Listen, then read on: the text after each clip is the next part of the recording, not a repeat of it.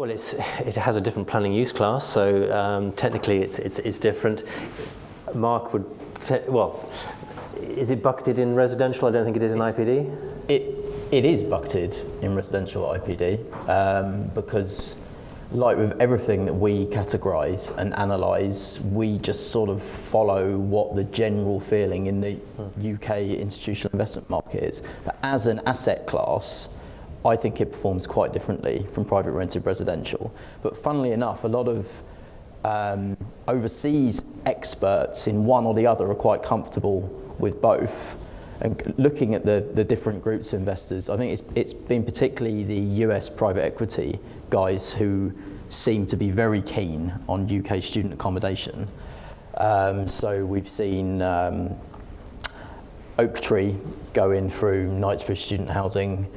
Now Greystar, who are an enormous US investor of both private rented and student accommodation, they've bought part of the disbanded Opal portfolio, and I've heard murmurings that they're interested in private rented in the UK as well, and they seem to be prepared to make a decision and throw money behind an idea a lot more quickly than European or particularly UK institutional investors.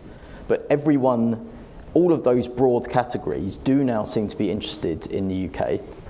And I think that unlike a lot of other markets, the housing imbalance in our country is so profound and so clearly not going anywhere. When you listen to demographic projections and the difficulty that our housing sector has producing new housing, the government can set their targets and everything, but I think we all know really, if you look at how greatly the population is expected to grow, that we're just not going to fill that gap. That investors can move in with a sort of a long-term 20-year view and have a fair degree of confidence that if they can get their management structure set up in a way that delivers them the yield they want, that in the right location they can be confident they're going to get inflation matching price growth as well. And maybe they'll get their 7.5%, 8% return that they don't think they can get on the continent, which precedent shows they can't get on the continent in some countries. Yeah, okay.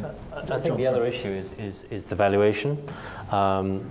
Student housing is valued very much like a commercial investment. It's yield and it's yield shift. And a lot of institutional investors are very comfortable with that.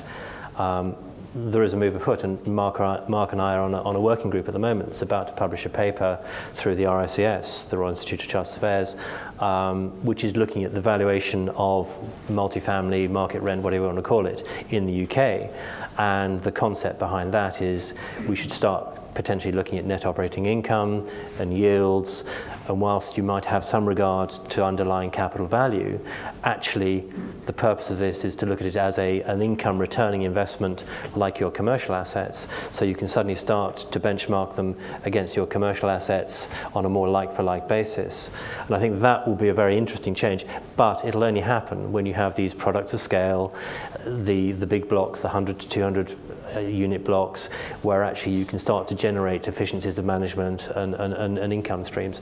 I mean, there's one building I always like to quote where you get that in bucket loads, which is Dolphin Square in Pimlico. You know, it's just a money machine, and it's got various income streams, and you can just look at that on a net operating income basis rather than necessarily the underlying value. Forget the politics between the freeholder and the leaseholder at the moment, but just as an asset, you can start to see that being of interest. And if we start creating those types of buildings, and they are coming through, you know, you've got initiatives, the Fizzy Livings, the Essential, and various others involved in this space, you will see product that starts to look like commercial assets, and then you'll see it traded. And if you track the level of activity, the institutional activity in the market, and Mark would know better than I, but actually institutional transactions in excess of 10 million quid, you can start to see that the bar is rising even over the last few years. And I think we're going to see exponential growth.